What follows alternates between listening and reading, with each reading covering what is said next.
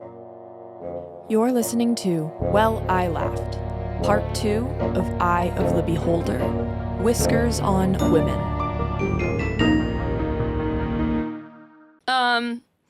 I'd say I don't know how this episode is going to go, but that seems to be a constant theme. So. And I've heard that all of the time. So we're just here. Okay. Let me pull it up so that why am I not connected to the Wi-Fi? Hello? Is it me you're looking for? So when do you start school again? It's like shockingly soon, right? Mondays when I go in. Ugh. And then That sucks the week for you. after freshmen come, and then the Tuesday after that, everyone comes. Yeah, 11th, 18th, 19th. That's so fun for you. We'll talk about it on the pod. Good. Because we're on the pod now. This is not how we're starting the pod. I love that you think you get to make that decision. That should have been the first thing you This let has go just of emotionally. been such bad content up till now. You weren't in the mic for half of the last conversation. Well, I'm in the mic now. Oh, could your hand find it finally? Yeah, no, good. Let's go ahead and keep all of this content in. I agree. If you think I have shame at this point, I've learned from you. You've created a monster. Honestly, what I've created is a well-regulated adult. You're welcome. This is the man who's never been to therapy. Yeah, but has a decade of teaching experience under his belt now. Yep, and that makes you a therapist, babes. I mean, I'm currently seeing a therapist, and we agree a lot. Oh, so we're just putting that out there. I am seeing a therapist. How they interpret that is up to Okay. them. I didn't read that the other way. No, this has been good so far. This has been good. Real soft start to today's episode. Hi. In podcast news, Yes. we are on the slate for 6 categories in the People's Choice Podcast Awards. So Huge. thank you so much for coming through for us. Now it goes to a pool of like 500 select voters that they pick. I think some of them just happen to be like random listeners who had already voted. So look out if you get an email asking you to vote. It doesn't feel real to me, so I apologize if it never seems like I'm as excited as I should be. To me, it's like, oh, that person who has a website that I also know how to create, put my name somewhere. Okay, cool. And I made the mistake of looking at some of the podcasts we're up against, and Some of them are pretty good. I'm not going to say anything. Okay. Yeah, they are really good. Which one do you want to win the most? Which category? It's an honor to be nominated. Oh, yeah. Comedy would make my entire life if we won comedy, because I think that one's going to be really tough. Education, entertainment, and history, I think, are good. I don't know. I'm having some weird things with the Asian hosted podcast. I don't know why I picked that one to enter in. I knew that I had picked the number I wanted to enter in. And I think I just at some point I hit that number and then didn't look at the rest of the list. Okay. Maybe. But I am Asian. Right. I get that. An experience you talk about pretty regularly. On the show. I don't know. Every once in a I'm having all kinds of imposter syndrome, y'all. Having all kinds of imposter syndrome. That one would be cool to win. I don't know if I will accept the award if we win it. What? Yeah. Why? Just give it to the second person. That's what happens. No, I understand mechanically why? And logistically. I need to look at the other podcasts, but I feel like I don't know. Anyway, the other one that we're nominated for is Podcast of the Year, which I have very low hopes that we'll win that. Just as how competitive it is. Just as how competitive it is, because that was definitely the largest category going into it. So we'll see. I can already feel myself re-entering teacher mode because best Asian hosted podcast was specifically what I was trying to ask you around. Yeah. And I had other questions geared up to kind of herd us that way. Yeah. But you just dived right on in, You're so welcome. I appreciate it. Yeah. You're doing a wonderful job. Thank you. Yeah, I just absolutely. don't know if it's part of being biracial, right? Of not feeling like you're Asian enough or American enough. And so it's just I know I have different experiences from 100% Asian people if they're immigrants or if they're living in Asia. It's I don't know. I'm having a whole, it's fine. Ha That's all I had on that. Okay, that cool, one. cool, Yeah, cool. yeah. I was going to work a Jane Elliott thing into this, but I was I think I'm just going to kind of let her process a little bit. Shout out to Aileen. I texted her that we got the slate, and I like sent her a gif of Leslie Knope laughing nervously. And her response was like, Leslie would just tell you that men would be shouting this from the rooftop. So honestly, the fact that you're not is just you letting the patriarchy get you down. And I was like, fuck you. It's excellent also, advice. thank you, but fuck you. It's excellent advice. No, because I'm just jazzed. I'm all jazzed about it. I'm like, that's awesome. Dope. I did so little to get us nominated. He doesn't even know what it cost. No, but you don't. I mean, I'm sure the money is going to something, but yeah, I don't know. It might get refunded. We'll see. I barely check the email these days. Like it's. I know. And I know you know. Keep sending emails, please, by the way. Just put Grant on the spot and also remind him that he needs to think of his next theme. What's the next theme? I don't know. It's only been 48 hours. I know. I also am increasingly aware of the fact that you start school kind of next week. So, and that's 100% where my brain is at. It's actually, that's a perfect segue. Thank you so much. It feels like it has already started because what's today? Tuesday? Sure. Great. Let's go with that. Okay. So on Sunday, I will say, for someone who doesn't know the day of the week, you have been pretty good about posting podcast visuals on Wednesdays. Thank you, Barbie. Yeah, you're welcome. It's not as easy as everyone thinks it is. Sure, Jen. Yeah, no, for real. Like, I did pause today at some point in the afternoon being like, shit, was I supposed to post today? No, I didn't have to post today. It's also a listener episode this week, so that's good. Good. Okay, great. Yeah. Good. So Sunday, I'm like living my happy life, right? Like I'm hanging out with you. I'm hanging, and we record something, right? Or I guess that was Saturday we hung out, right? But like the weekend happened, and I'm just like my merry-go-lucky self. First weekend back in Denver since Canada, right? And then Monday morning, I woke up to 13 work emails. No. Dear listener, because you know who I am. I had 0 on Sunday. I had 0, at least and what when time I did had you wake checked. up on Monday? Don't ask these kind of questions. Well, That's I'm so curious. messed up. Before noon. Okay, that's still a lot. After 10:30 a.m. Usually, if I schedule an email, I bet that's what happened. They all just scheduled emails to go out Monday morning. No, I sent an email Sunday afternoon to my team being like, blah, blah, blah, blah, blah. And don't forget to reply. There was still a lot of like clearly admins back in the building on Monday, and the emails they had been drafting the week before, those got sent out. That was like a significant chunk. But I told our students about like preschool work sessions that we're doing because we're going to go to the East Coast for a tournament in the fall. And we want to make sure they're ready. Preschool, not preschool. Sorry, preschool year starting. Yeah. And so I had like 13 work emails and then like probably just as many text messages from like juniors and seniors trying to like schedule workshops or whatever. And I was like, oh, it went from 0 to being fully employed so quickly. And so I worked for 45 minutes and then that drained me. And it's 5 o'clock somewhere. Exactly. How much could bananas cost? I'm not joking. That afternoon, I cooked lunch at 3:30 and finished the half bottle of red wine I had in the fridge. Nice. No, it is. And teachers listening, write in, comment, send us a little Instagram message. I feel like my body can tell that the school's year is going to start soon. And instead of starting to get back into the systems and routines that I am in during the school year, it's like sprinting in the opposite direction. It's like 12:30 and it's like, do you want to watch Titanic right now? Like that's like internally. Did you do it? No, I haven't yet. Well, have you had your Downton Abbey reset this summer? No. Because I'm clocking that as the problem. No, I know. I think, yes, I agree there. You have a week. Less than. Don't say 6 that. days. Don't say that. No, I know. Don't say that. It's terrifying. Don't say that. No, I just was gone so much in the month of July. I wasn't really able to get settled in and do it. I feel that. Saved a boatload on my energy bill though, so not all bad. Nice.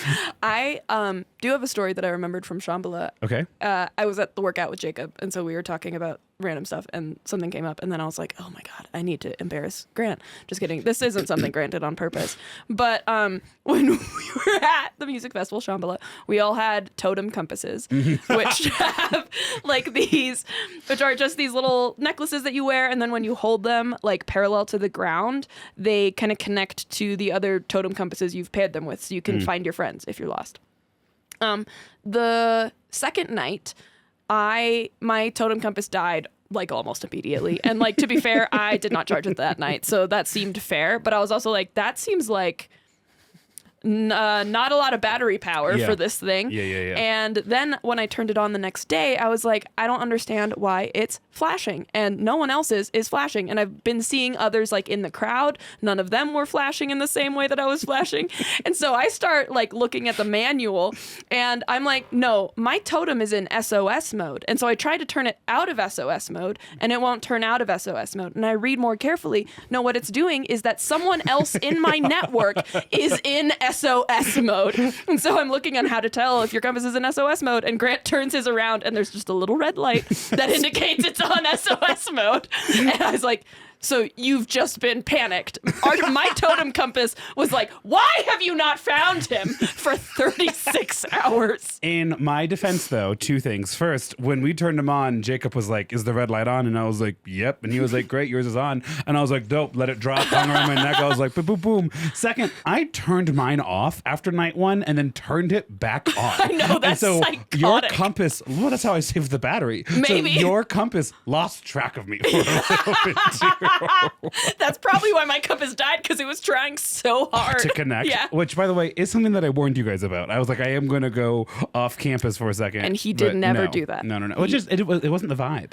It's just, I wanted to follow Jacob around like a little duckling, and that's what I did. Well, we had like a little village with us. It was incredible. Yeah. No, a 10 out of 10 experience. Speaking of SOS, the next time we record, I will have already been back in my classroom. I just put that together because this is our last time. Things like that. No, but here's the thing. Again, teachers, you'll get this. What if we record in your classroom? Because no, that's so funny that you say that. Because my teacher SOS mode, and y'all are gonna get it at like 8:01 a.m. Monday morning. Oh Jesus! I have no idea what my classroom currently looks like. Do you think people were using it after your speech camp? So no. But I know, because my classroom's on the first floor, that our custodial staff starts at the top floor and then moves down. Oh. And so no one had kind of even been in my classroom when we had our speech camp on the very, very start of July. Yeah. So they've had the entire month to work on it. And part of that work might have been tearing out all of the carpets. Oh, right. Potentially. Or no, it's not. Or also, like, I remember last year, granted it was a new school, but I spent every single day collecting chairs because I never have enough chairs for the number of students that get enrolled into my class, which is, in my very specific case, like a wonderful problem to have. But it was like, we're still in a situation where 4 kids are standing on day one, So I have no idea where any of those chairs are going to be, where the movable stage is going to be, where the giant desk that I don't think has moved in decades is. I don't think they'll move that. They have to. They just cut the carpet out around it. That would Could be you imagine? So funny. Actually, so no, funny. I hope they do that. Come to the reading corner, children. I actually hope it's just like right where your desk is, because it doesn't have legs. It's like full wood on all sides, right? It's like my bunker. It's like there's a winter, there's I literally hope it's just underneath. Directly under. Yeah. Well, and if they do move it, I have now hundreds of student IDs between the wood of my desk and the glass countertop. It's this like very cool thing, right? The kids like to come up and be like, oh my God, that's whatever. It's like this cute little community building thing that we do. Yeah. But like, you move that desk the wrong way, and it's like when you pull the Connect 4 thing, it's like, you know? Yeah. So those things are not glued down. I have just no idea where it is. And I need to kind of start doing that internal meditation where it's like, being filled with the rage of 1,000 suns won't accomplish anything. I'll just have to go gather it anyways. Okay. Sorry. It's okay. It's just the cough is loud enough that it'll pick up on your mic as well. And so I can't just cut it out of my mic. So I might be doing that a lot. Well, also, every time you cough, I observe you a little bit. I looked at the Shambhala subreddit. Oh, yeah? Yeah, I'm like, interesting. You're not the only person with a cough post-festival is all I'm trying to say. Oh, yeah, because the Shambhala subreddit was like, what symptoms do you have? For the most part, it doesn't look like it's COVID. So no, it's not COVID. No one, I think, that has commented there has tested positive for COVID. I definitely am not the worst because some of them were like, I'm literally dying. I am in my deathbed. I am sweating. I am writing my last will and testament. And I was like, oh, I got it fine. It was probably the grilled cheese and tomato soup you had at the Spokane airport Honestly, that really healed me. And black coffee, incredible. Speaking of, listen. Such a funny thing happened to me today. I had a medical appointment. Did I tell you about this? No. I didn't tell you about Jacob this? told me about this morning. LOL. Or sorry, not this morning, when we were going to F45. Love our friend group. Yeah, he was like, oh yeah. And then he had an appointment this morning. So I had a quick little medical appointment because I had just like a tiny little skin tag somewhere on my body.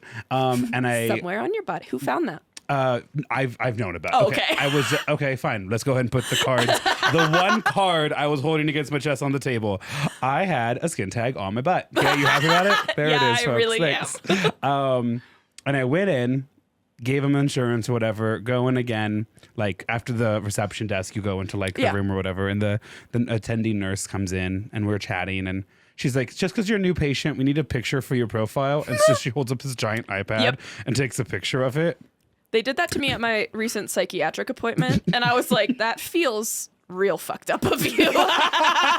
Like almost no warning. She was like, it's picture day, smile. And I was like, I was gonna say, the later person in a psychiatric appointment, go ahead and give us a smile. It's an iPad too. Like they just have lithium over here.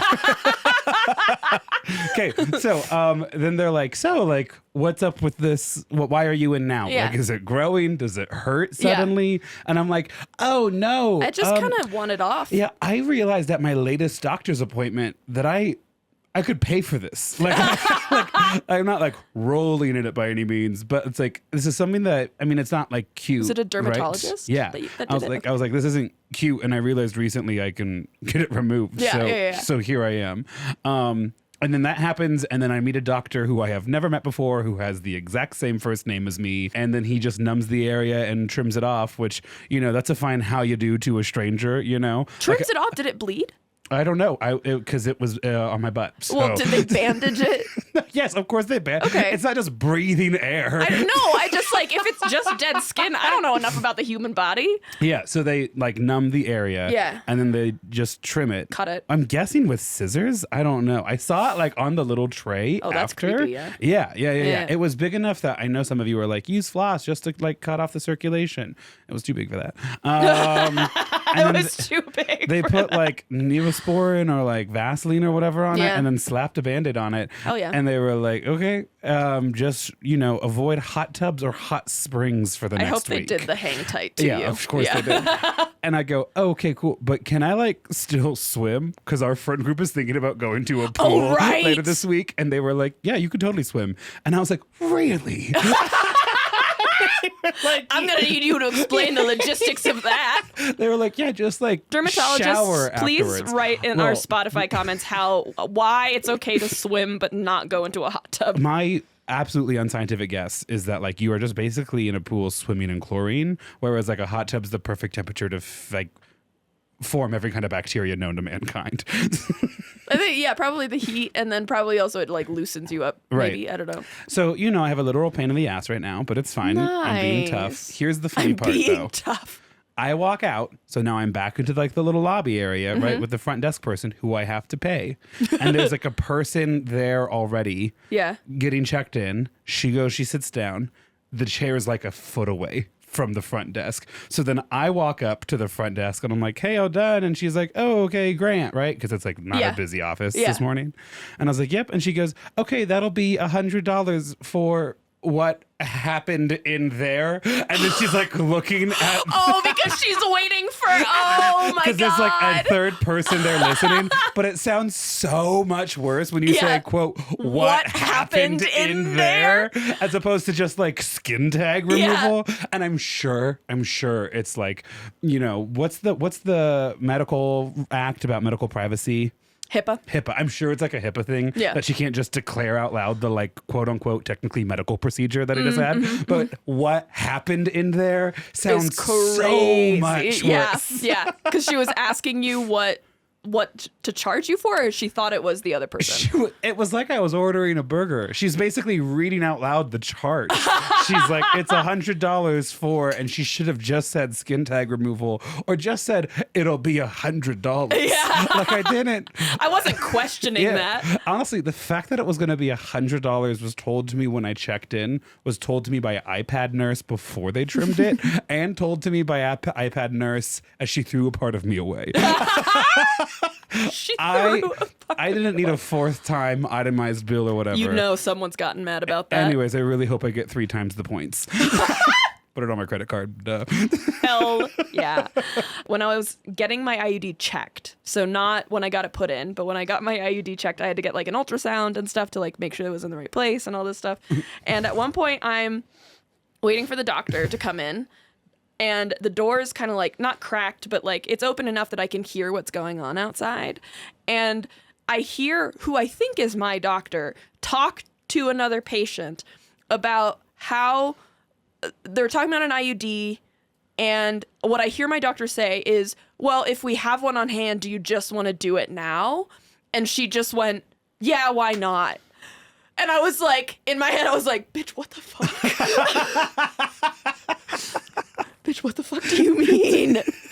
And I think I was with her on the elevator ride down because she's in there with her friend and talking about how she had something painful already This is a harrowing happen. story, and it always is. I know. She's talking about why she was like already in pain or something, and the doctor told her basically like it's normal or they treated it or whatever, and then they did the IUD. So she was like, I'm already having, what she says, and I quote, I'm already having the worst day of my life. Why not put an IUD in? And I was like, when it rains, it gets an IUD. yeah, I was like, Jesus Christ. Therapy would have been cheaper and, well, not cheaper, but less painful for sure. I think about her a lot. I've never had to get an IUD, so I can't say like I get it. But in the realm of like, you might as well just kind of pile all these things up at once. Fair enough. I get it. I felt like such a wimp going in there and being like, I still hurt a little bit. This lady's just like, send it. No pain meds. Cut it off. Yeah. Cut it off. Well, this story feels so trivial now, but I wasn't quite done with my dermatologist story. Sorry. No, this is good.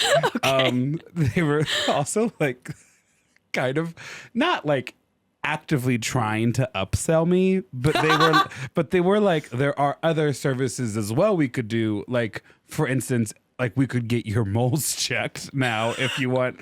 And I was like, oh, that's okay. I had a dermatologist check like my skin Other for moles, like yeah. moles and stuff 2 years ago, which is true, which is 100% true. But then that was also me kind of test ballooning, being like, am I still good? Is that or like 2 years okay? Is that my, or is it like kind of an every year thing right now? You know, like I am pale, but I am never in the sun.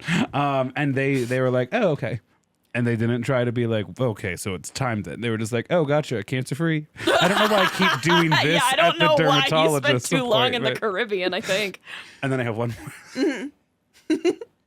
This actually might be a Patreon story. It's a little embarrassing. I think I can share it. Okay. I think I can share it. Okay. So I've shared where the skin tag was. Yes. Right? Before I went, Yes. there was a lot of preparation to make sure that like I took an everything shower is maybe the best way to say it. Yeah. You know what I mean? We're like, obviously we're cleaning, but then we're like really cleaning, you know? We're making sure no crack goes unwashed. Right. And then I step out and I dry myself and then I shave my head because I was like, I don't know like if I'm going to be able to shower for like a day or two, if it's like a stitch or something. Like I still rarely get medical procedures. I'm like, I don't know if I just thought I'll be this way for a while. And as I'm done shaving, my stomach gurgles and I'm like, oh, fuck. And so I handle that, and then I'm fucking back in the shower doing everything again. And now I've gone from like plenty of time, a little bit of time. You'll still probably be early to like, you're kind of showing up now right at the time of this appointment. And my garage door opens, and there's a fucking garbage truck right in front of my car. That's the worst. Because my townhome is like a little alley, and there's only one exit from this little alley. That's how it was when we lived, yeah. It's even worse in this one way. Because They have just finished my home, and I haven't put the bins out yet. They are one home ahead and directly in the way of me to go. So I'm both now going to be a little late and have to hold on to my garbage for another week. So just kind of a lot of wins this morning. I'm tired of winning, you know? I'm tired of winning. Yeah, so Grant went to the doctor. Is like kind of like the theme of that. I would buy that children's book. And it's one of those like touch feel books. So at the end, there's like a little rubber thing. You feel the smooth butt. I was going to say skin tag, but that works too.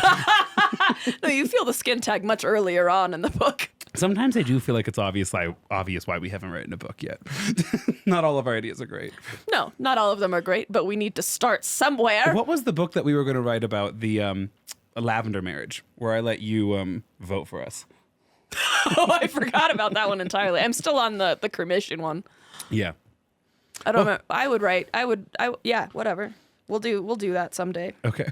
And that's, having seen me 48 hours ago, kind of the extent of the stories that I have. I think If we're ready to roll? I think so. Dope.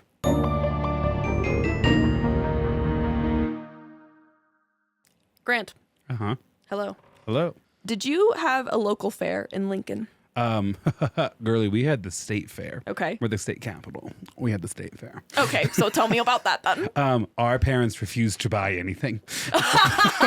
We have food at home, and we go to an amusement park once a year on our family vacation to Kansas City when we go to Worlds of Fun. So you didn't go to the state fair? Oh, no. Okay. We went to the state fair and then spent no money. Oh, okay. So we saw a lot of animals. I walked past a lot of quilts. Okay. Okay. Sometimes like a Lego exhibit or something like that, kind of in the more like 2000s. I always really enjoyed it, like as a kid. And we might have, as a family, split like one funnel cake at the end, you know? I think my family did that exact same thing, actually. We're going to spend 6 hours We have food here. at home, and if you can really make a case about something that you want, you won't get it. Right. But wasn't it fun to smell the food the other people were eating? Wasn't that so cool? I think there was one year I got one little like stuffed dog or something. Otherwise it was like, we have food at home. We're going to eat before, and then we're going to like share dessert there or something like that. No, we saw a lot of livestock. Mm-hmm. Yeah. Do you remember, is there any particular memory that sticks out? And it's because it's nostalgia. Like it's always in golden hour in my brain for some reason. Same. And the state fair was right next to like the railroad tracks and the interstate turnoff and the north end of the university. Mm-hmm. So the quilt museum was also the basement of the university's basketball arena. Not because it was permanently a quilt museum. That's haunting. The permanent quilt museum was somewhere else on campus. That's not a lie. University of Nebraska has the International Quilt Museum.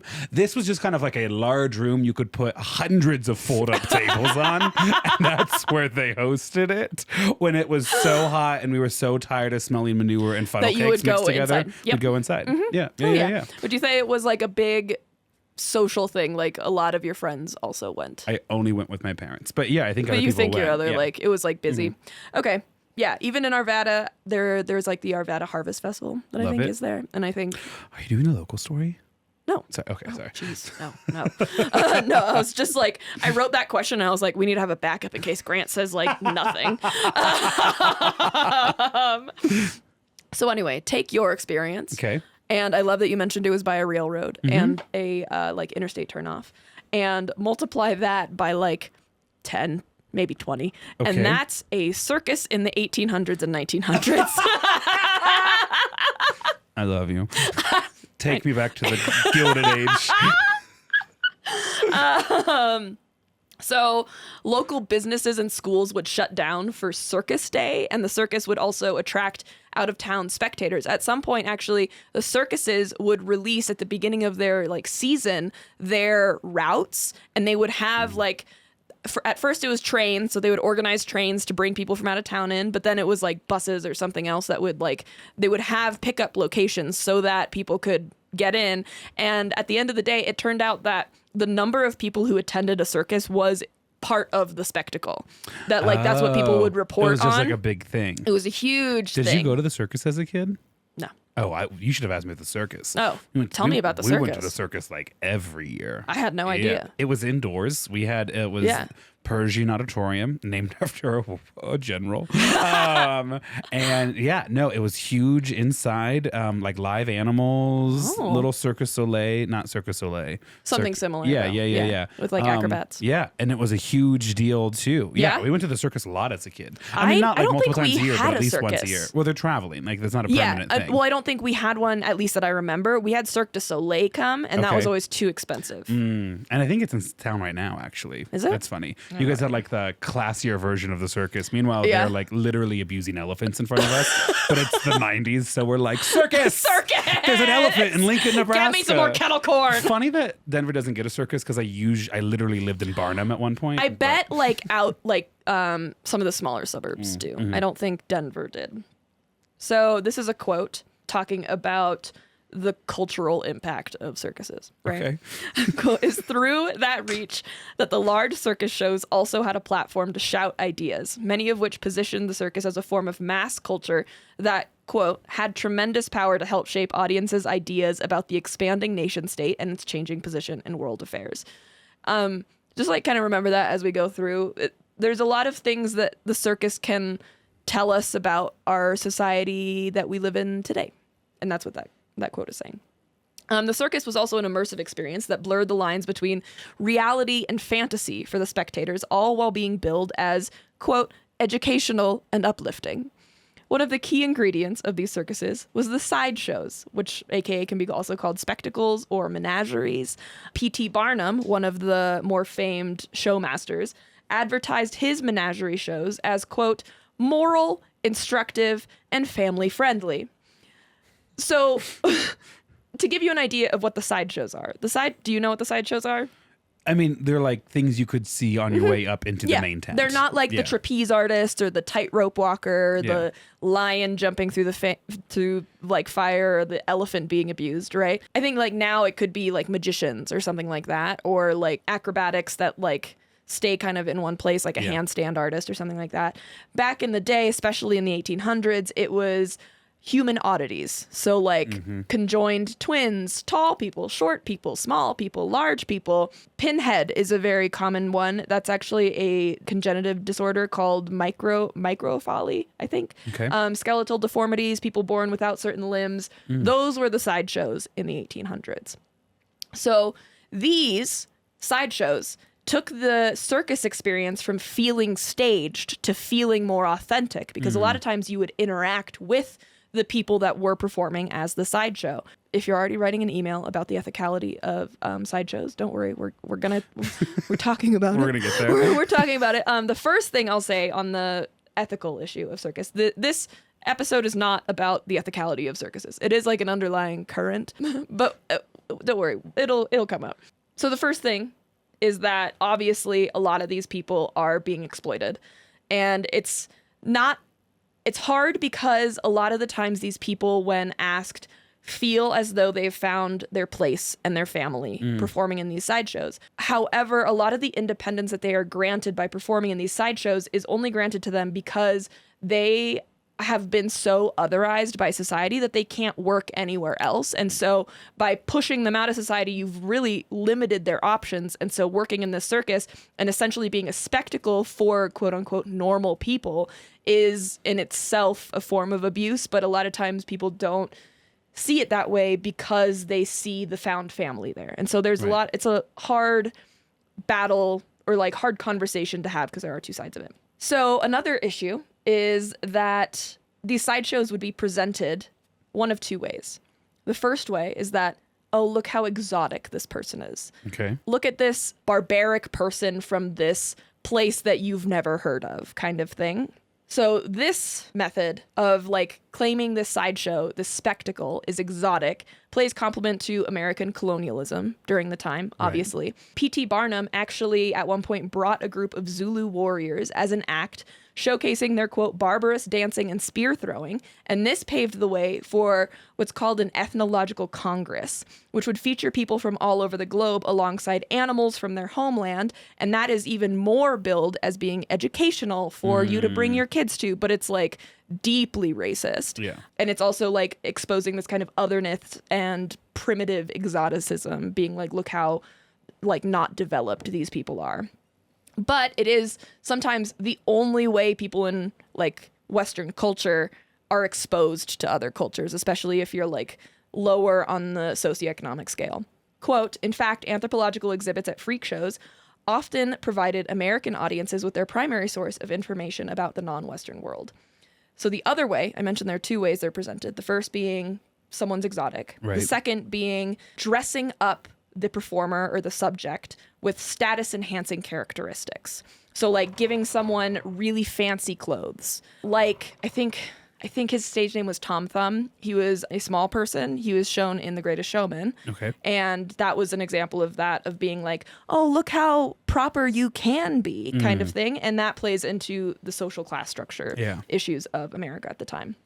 And so a lot of times these presentations for either presentation, the exotic presentation or the social class presentation, are completely fabricated to enhance the people coming to the circuses like experience, because it is part of the immersion. It's like essentially the first and last thing they'll see as they're walking in and out of the circus, right?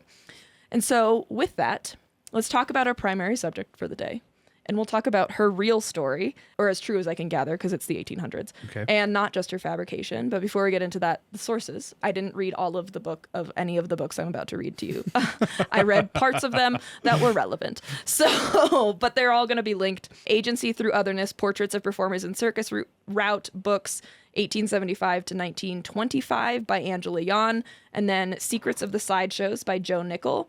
And then other sources included the Showman's Museum, the Barnum Museum, the Atlantic, the Guardian, the National Institute of Health Archives, and then others to fill in the gaps. As far as trigger warnings, there, I believe, is one gun death that we'll like mention and then move on from. And then over the course of the episode, there's going to be not technically intentional misgendering, but questioning of someone else's gender when it's unfounded. Okay. And with that. Dive on in. This is Annie Jones. Okay. She was born in Marion, Virginia on July 14th, 1865. Okay. I think coming out of the womb, there's already one really unique thing about her. Do you want to take a guess? Like a non-white baby? Can you imagine? No. She had a lot of hair. Oh, okay. She had a lot of hair on her chin, specifically. Oh, okay. Mm-hmm. Yeah. Her parents were shocked to find their, quote, infant daughter with the facial hair of a grown man. Yeah. Yeah. Sometime around April 1866, so she is less than a year old, if you're clocking that. Annie was 9 months before... Check out the way that I wrote this sentence. I clearly edited this a couple times. Sometime around 1866, when Annie was, underlined, 9 months old, before she was even a year old... Good. I mean, point really driven home. I really got the point across. I completely understand. Yeah. She was being pushed by her parents into P.T. Barnum's exhibit in New York City.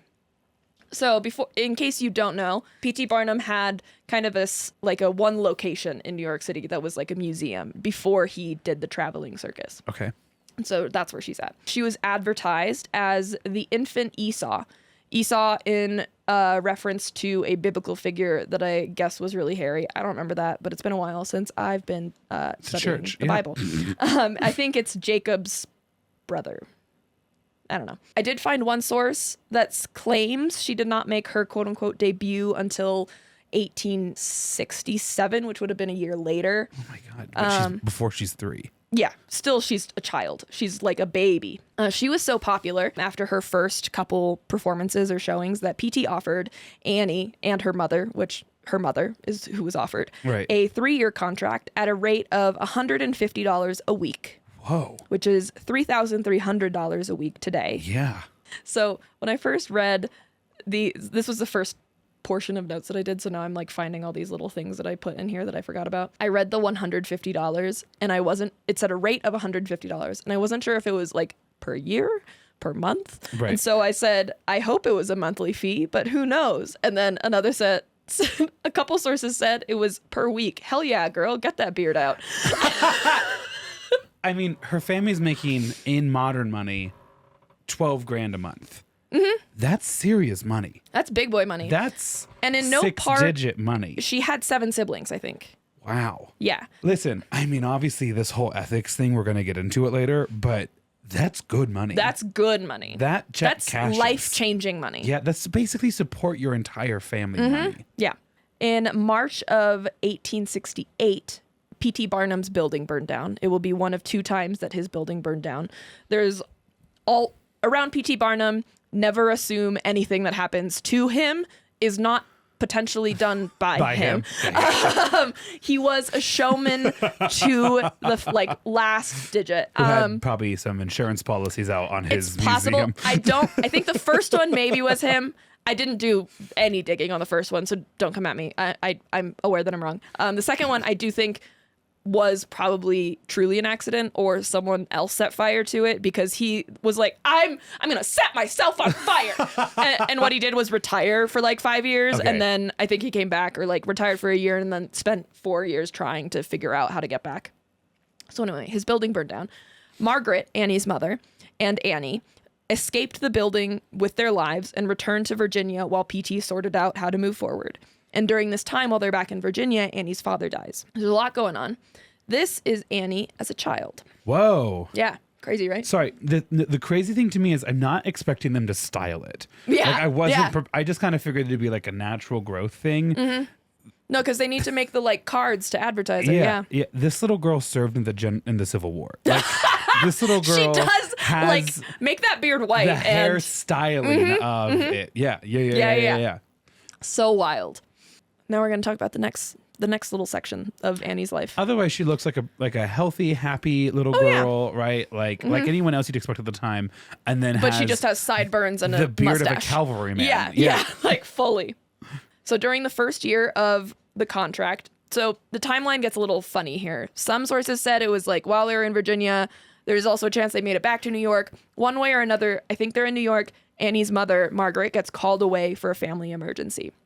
So Annie is left in the care of a nanny that PT had appointed to help them take care of her. Okay. Allegedly, according to one source, Annie was outside playing with another girl. And at some point, the other little girl runs inside yelling that a big man had taken Annie in his arms and climbed over the fence and run away with her. What? Yeah. How old is Annie at this point? Not old. Okay. What's the year? I'm not sure on the year. I think it may have been when she was definitely under 10. Okay, 5, 6, 7. Yeah, something like that. She was pick-upable size. Okay. For sure. And so everyone starts freaking out. The neighbors are searching for her, and obviously Annie's mother is not in town. Right. So it's just essentially her fending for herself, and then people of their own goodwill helping to search for her. And that's also aided by P.T. Barnum. And they telegraph around the world, and they physically search for her everywhere. And this next bit that I'm going to tell you about, a lot of the details came from one source that was published in 1900, and it claims to be 100% true. And because of the person who wrote it, that I'll mention later, I'm just going to say it. It was one of her husbands, her first husband. Okay. That wrote it, and he was like, this is 100% true. And the details do match the broader picture I got from other sources, but this is the only source that had some of the really detailed details of this. So I'm just going to say that it could have been completely exaggerated. Fabricated. One way or another. I am 100% certain she was kidnapped, and the overall overarching details of this part of it are true. So with that, Annie's mother, Margaret, is with one of Annie's older brothers, and they stop somewhere for food and rest. And the woman who owned the place that they stopped at asked them what was ailing them, because it's clear Margaret is distraught, Margaret tells her about the situation, and the woman is like, hold on, that sounds really familiar. And she's like, I actually might know something. I'm not gonna get your hopes up, but I might know something, so stay here. It turns out her cousin had written to her asking the owner of this place that they're at to write some handbills. So when you go into a place, the thing that they'll hand you. Handbills for him, that as he had obtained a little bearded girl who could be a great asset to his lectures. His name was Professor Franklin, and he was a phrenologist. Literal villain name, Professor Franklin. And also a phrenologist. So yeah, he is the villain. What's a phrenologist? Phrenology was a pseudoscience 100% based in racism. It's basically saying that you can judge a person's characteristics and personality based on the size and shape of their skull. Oh, okay, yeah, so 100% racist. 100% gotcha. racist. Okay, gotcha. It's a now debunked pseudoscience. So don't worry, his cousin the owner that Margaret and and Annie's brother are at, his cousin outs them. And so Margaret's able to chase the lead down, knowing that he had been in Connecticut when he wrote the letter to his cousin. And he goes to Connecticut, or Margaret goes to Connecticut, gets a police officer. They track down Professor Franklin. And when they did, Franklin introduces Annie as his own daughter. I don't believe Margaret's in the room. I think it's just the police officer at this point. And so luckily, though, the officer doesn't believe him and manages to get them both down to the courthouse. At the courthouse, the judge tells Margaret that if Annie knows her, if like she opens a door and Annie like knows her as a mom, that they will let her take Annie with no further issue. Okay. But if not, she's going to have to go about getting Annie back through a lawsuit. What? And also remember, this is the 1800s, and this is Margaret who is not with her husband. Right. Like, this is just a single mom, essentially, to them. And so that's crazy. But luckily, the judge opens the door, and Annie runs to Margaret and is like, "Oh, there's my mama," and like saying it was very clear to everyone. So then, can I ask? It sounds like at least at this point, Annie has a good relationship with her mom. Yes. Okay. Yeah. Cool. Yeah. Cool. Sometimes you don't always hear stories about people who end up in the circus. It's because they faced intense family rejection. So I was kind of waiting for them to be like, and then they hated her, or like they never fed her, or I'm anything. not sure how that relationship continued, because obviously the rest of her family's in Virginia. Right. But it sounds like her mom spent a good deal of time with her in New York. So I'm not sure how that happened. And when she grew up, she ended up staying with them. So we'll see. And then there's a period of time where she might have been exhibiting with some other showmen. We're primarily going to focus on her relationship with P.T. Barnum. But at some of the places that she was exhibiting with, she was allowed to go to school in the mornings and then exhibit in the afternoons, evenings. And then in 1971, she would return to PT and travel with his brand new traveling show. And her build name, when I say build name, that's like the name, her stage name, essentially, is Infant Esau, because she's still quite young. Okay. Initially, it would be called Barnum's Grand Traveling Museum, Menagerie, Caravan, and Circus. But it would eventually be known as the greatest show on earth. Because Annie Jones is the primary inspiration for Lettie Lutz, who was the bearded lady played by Keela Settle in the 2017 movie The Greatest Showman. I actually feel I've been waiting for us to get to kind of this part, because when you asked about sideshows, maybe the first thing that I thought of was the infamous bearded lady. That's why I didn't say it initially. I didn't want to say it because I wasn't sure, like, is this like offensive? If it's like, whatever. It worked. But also, like, is she basically the only person that performs under the title The Bearded Lady? No. Okay, cool. No. Okay, continue. I was like, crazy if this entire, like, kind of like mythical image we have is from one person. The first bearded lady, I believe, if I remember correctly, was born in the 1600s. Okay. Because it's just like a genetic difference, right? Yes. Okay. Yeah. It's not, there's like no clear cause for it or anything like that. Annie Jones is by and large the most popular bearded lady, and also like that's increased because of The Greatest Showman, and people are like, who's the inspiration for Lettie Lutz? And it like clearly shows Annie Jones. Oh, this is another picture of Annie as she got older. Whoa. Yeah, that beard came in. Whoa. Mm-hmm.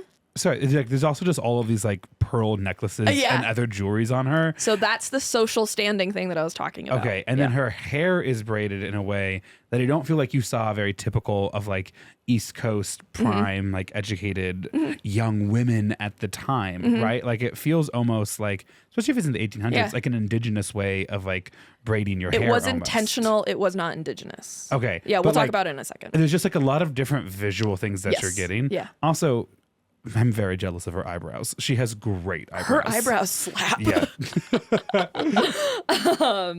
Okay. So as time went on, she could no longer be advertised as the infant Esau. And so as she got older, her name would change to the Esau Lady, and then eventually Bearded Lady or Bearded Woman. Some sources suggest that Annie's parents effectively sold Annie to P.T. Barnum, but I couldn't find anything backing that up, especially with the kidnapping story that clearly shows that Margaret was in New York City. So I'm not sure 100% about the truth to that. Sure. Obviously, P.T. Barnum has a complicated legacy of taking advantage of his so-called sideshows, like I was mentioning, like exploiting these people because they don't have any other option. And in the case of Annie, like kind of being ostracized from birth because her parents like didn't know what to do with her, you know?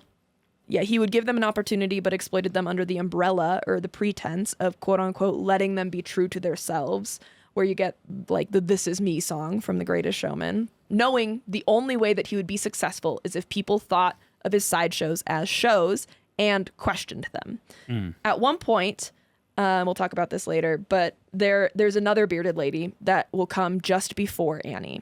She played the part so well that no one questioned the truth of who she was, just because she was like so, I don't know what it was about her personality, but everyone was just kind of like, yeah, she's great.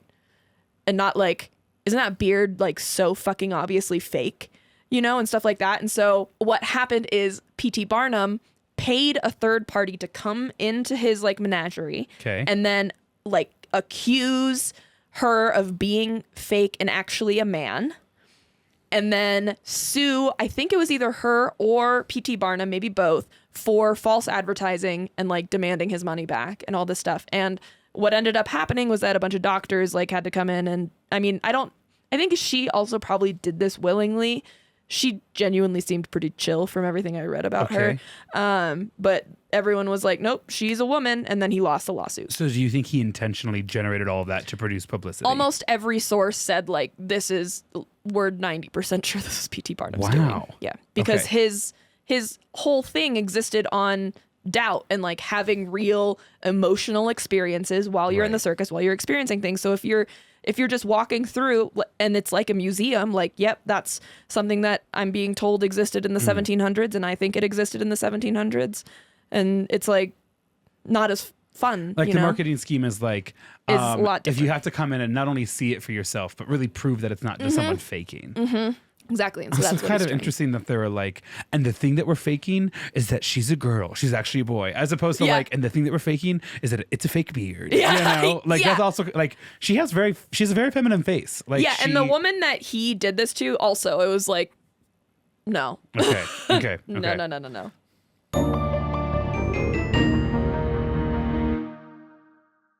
So now we're going to talk about Annie growing up. Basically the structure of this episode, so you guys know.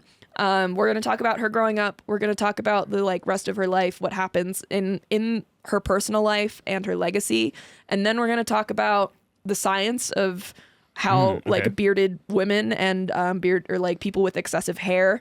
And then we'll talk about some other bearded women. Well, I'm excited to learn about hair today. Yeah. I have been meaning to get my beard trimmed for school. It'll probably happen tomorrow or Thursday. Yeah, you got a little... Yeah, I have a lot of everywhere. Yeah. Some whiskers hanging over your lips. So as Annie's growing up, she's growing into this role of like living and breathing the circus. As an adult, she chose to grow her hair out super long. I don't know if she chose to or was told to and agreed to it, whatever. She chose to grow her hair out super long, basically down to her calves or sometimes to the floor when she was standing. Whoa.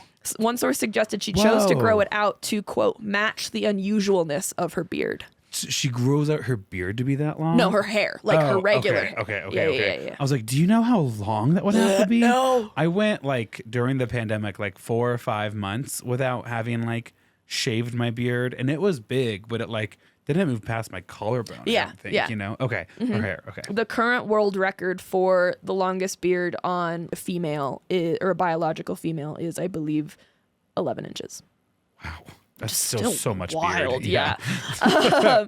So she would play up her feminine features to more starkly contrast her facial hair. Again, this is part of the circus portraying her or like giving her additional social status. Right. So she dressed in fashionable feminine clothing because she, quote, didn't enjoy simply being stared at. She also learned to play the mandolin and some other instruments potentially, as well as performance etiquette so she could perform as a talent, not just sit there and be stared at. Which, fair, yeah. No notes. Quote, as part of her act, she played up the womanly aspects of her to show that she was not as frightening as people thought she may be. I think she thought of it as contrast to the beard and then the way she was dressing. I have a beard, and but I herself. also can wear a dress and play the piano. Yeah. So for years, she would perform and travel with P.T. Barnum during the regular season, and then she would exhibit in dime museums during the winter months. The circus did really become her home. Her nickname was Jonesy among all of the other circus people. Yeah. Love that. At some point, she was asked to pose. This one I didn't understand at all and then chose to do no fact finding, but also didn't see this in any other source. At some point, she was asked to pose as Jesus for a Russian painter, and she refused. she's like, I'm not the Lord and Savior. I won't pose for him. Yeah, or she like, was I like, don't I'm know. not a man. Like, I don't know. Fascinating. I was like, I need 5 more sentences on that. Pose as Jesus for me. Yeah, what the fuck? That being said, she was photographed and featured in many magazines and posters in the US and across Europe. There are lots of pictures of her if you Google her. Annie's career was growing right alongside the notoriety and fame of the troupe she performed with, namely P.T. Barnum. And as of 1881, her show was now owned by both P.T. Barnum and James Bailey, so it becomes Barnum and Bailey instead of just P.T. Barnum. And in 1882, P.T. acquired a new asset. Okay. Do you want to guess what the new asset is? Is it an elephant? Oh, wait, is it really? Yeah, yeah. It's Jumbo the elephant. Oh, shut up. It's Jumbo. It's Jumbo. Yeah, because we've kind of really covered the Gilded Age. Yeah. You and I have really covered a lot of it. And it turns out there's more. No. So PT... I was actually earlier going to be like, I think isn't a Barnum fire like the reason why we don't have most of Jumbo? But I was like, I'm pretty sure I don't have that right. But I do. Okay, great. Yeah.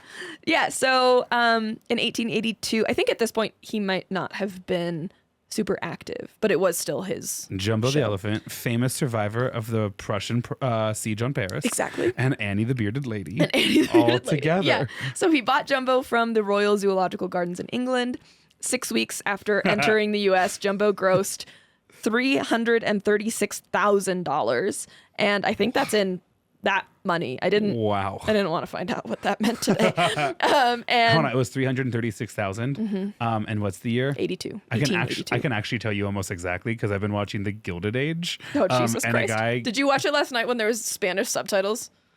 Oh, I was listening to the news, and apparently, like at the episode when it first aired last night was just airing with Spanish dub for a while. So everyone was like, there was a new episode last night? Or maybe it was 2 nights ago. It was Sunday, yeah. I watched it like Monday afternoon. So I watched Stephen Colbert the next day. So I just, I heard $300,000 equates in the 1880s equates to somewhere between $9 and $10 million today. Jesus.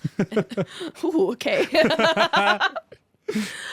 It's because those of you who've been watching HBO's The Gilded Age, you'll understand. Clock Twink made a lot of money. I'm interested. I really need you to watch The Gilded Age, so I have someone to talk about The Gilded Age with. But there's 1 episode left this season, so it's like too late. I mean, I can still watch it. Good. Yeah, okay. So that way you're ready for season 4. That's good. Okay. So he would then be their most major attraction for the following 3 years, and I won't spoil what happens to him next. Check one of the previous episodes. For more on Jumbo, check out episode 34, Welcome to New York, Part 1, Elephant in the Room. That was episode 34. Yeah. When I found that episode number, I was like, what have we become? We've been doing this for so long. Back to Annie. It seems the majority of her career was spent on the road for various shows during the on-season and resting somewhere in the winter months in the off-season. It does seem like she may have been showing with a variety of shows, not just PT, although PT seems to be the one she came back to. Annie did marry a man named Richard Elliott in 1880 or 1881. He was a sideshow barker, which is a man who shouts at passerbys to get them to come in to see the attractions. Messy workplace relationship, I get it.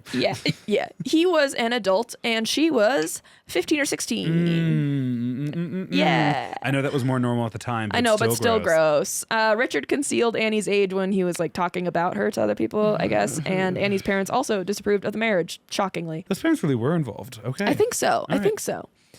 Annie and Richard's marriage lasted 15 years, but they did divorce in 95. Isn't that crazy? I was like, get divorced right away.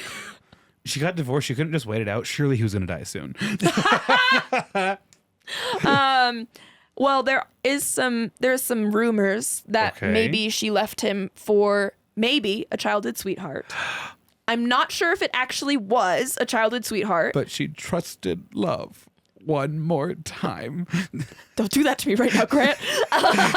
He was her second husband. I'm going to go back and listen to Mom Jeans. That was actually ended up being a really pivotal episode for our little vocal sims. Just a lot of jeans. At least we're not Sydney Sweeney, though. Yeah. That's good. Very true. So I think the biggest key to me that she almost certainly divorced, what's his name? Richard Elliott. Yeah. Oh, Richard Elliott is also the one that wrote that source, or or the one source that I was mentioning earlier that I was like, he was like it. He's so sure, and I'm not sure. But anyway, he's the one that wrote it. Richard Elliot, almost positively no connection to Jane Elliott. That's just a I'm hoping.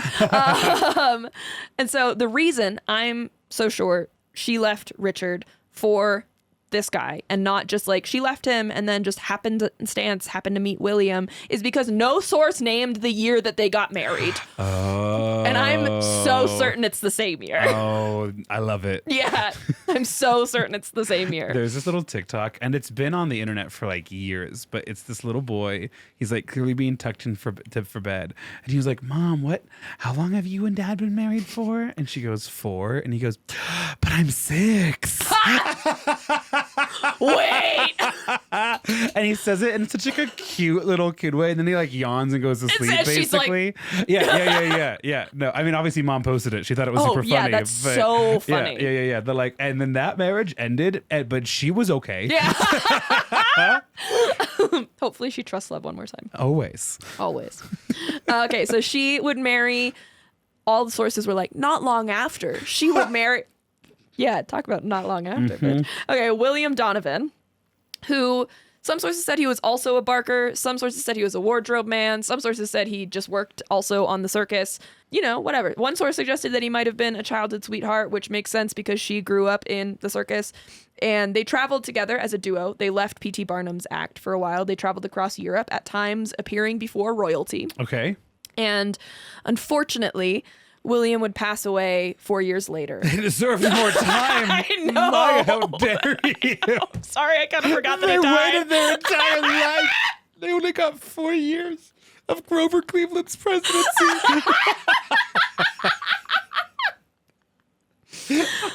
Jesus. You know that's the one trope I can't I know. get over. I really forgot that he died that quickly. I'm sorry. It's okay. I will forgive you much in the same way you have forgiven me, forgetting about how him to die nice is sentence. Because I know we still have listeners here who are reading it. So okay. Now we're equal. So that happened. William dies in, I think, 99 or 1900.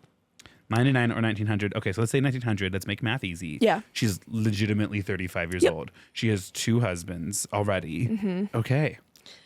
Yeah. After William died, Annie returned to Barnum and Bailey's Greatest Show on Earth, which I think was in Europe at the time, so it made it pretty easy. Allegedly, this was a happy homecoming, and a lot of people were really happy to see her again. Here's a quote. Her warmth and eagerness to help were as proverbial in the circus as her skills with her needle. Whenever she came down from her platform after a show, she had a steady stream of callers, including many who wanted to chat with her and circus hands who knew they could rely on her to sew a button or put a patch on a pair of trousers. Sure. So we're going to jump back just a touch. London in 1898. This is another time where the dates get kind of confusing. I think it could have been 99, whatever. Annie is around... What, 33? Yeah. In 1900? In 98? 98. 98, yeah, 33. Yeah, 33. There was a meeting with some of the members of the Barnum and Bailey sideshow troupe to protest being called freaks. Oh. Among them was Annie Jones. Absolutely. This is one of her more prominent legacies. The meeting... Sorry, this was one source that said this, so this is potentially not true, but I thought it was kind of funny. The meeting minutes were recorded by an armless man who wrote the meeting minutes with his foot. Sorry, I love that. Good, yes. Wasn't prepared for you to say that. I wasn't prepared either. And it's just like, absolutely he should. Yeah. 100%. That is their message. But it's the idea of like so many people with arms talking about not wanting to be called freaks and a man sitting in a corner writing. Do you think they did it to prove that they're more than just like a sideshow, that like they are able-bodied, like it was intentional? I think if it were that, I think it would have been recorded in more sources as that. I'm not sure. So then can I ask, because we asked this question a lot during Jean de Cleo, or not Monvines. Jean de Clisson? Yes, the other French lady I did, where it was like, it's hard to tell sometimes if this news was true or if it was intentionally wrong at the time. Yeah, dual interest. Like, is this actually part of her legacy and we now think it's cool and interesting? Yeah. Or was this false at the time and written to slander them? Yeah. And now we find it cool and interesting? I don't think it would have been to slander them, because I think it was in one of the books, like specifically written to showcase the lives and times of these people. So TBD. All right, good to know. I I would pay money for a print of that, like in both like an artistic way and also like the notes themselves. Yeah, 100%. That would be incredible. Okay, anyway, so they tried to come up with an alternative name to freaks and settled on prodigies, but it never caught on. Oh, okay. Annie would be one of a couple of people, but one of the primary people trying to convince operators of her circus and other circuses like the Ringling Brothers to stop using the term, and ultimately it would not really work. Obviously, people still call it freak shows. I think at this point, though, it seems like people that still operate in these kinds of sideshows seem to have reclaimed the word. Okay. But I think you would have to ask someone that works in those sideshows to get a really clear picture on what they prefer to be called. Prodigy, though. Prodigy. Interesting. Yeah. Okay. Yeah. So towards the end of her career, we're now into her legacy. She campaigned against the use of the word freak to describe sideshow performers. She argued that, quote, it was dehumanizing and pushed the idea that they were so far removed and, quote, other from the general public. As someone who spent her entire life in the circus, she was an exceptional advocate for the protection and integrity of circus sideshow performers and circus women. This, to this day, is one of her main legacies. And unfortunately, she would pass away in October of 1902 from tuberculosis at the age of 37 on a visit to her mother in Brooklyn. And her dying wish was to be buried with her whiskers uncut. And this is the memorial that I found online. I'm not sure if this is like the actual one. And then there's a couple pictures for Grant to look at. That's such a great smile. Yeah. Read the memorial first. It's in the box. The memorial to Annie, affectionately known as the Bearded Lady. Yeah. A prodigy. Yes. She will be buried as she has lived, with her whiskers uncut. This was her dying request. No boy budding into manhood with down on his upper lip, no old gallant with a bewildering adornment of hair on his face, was ever prouder of nature's gift in this respect than, quote, Barnum's bearded lady, who, for many of the 37 years of her life, gloried in whiskers unsurpassed by few men.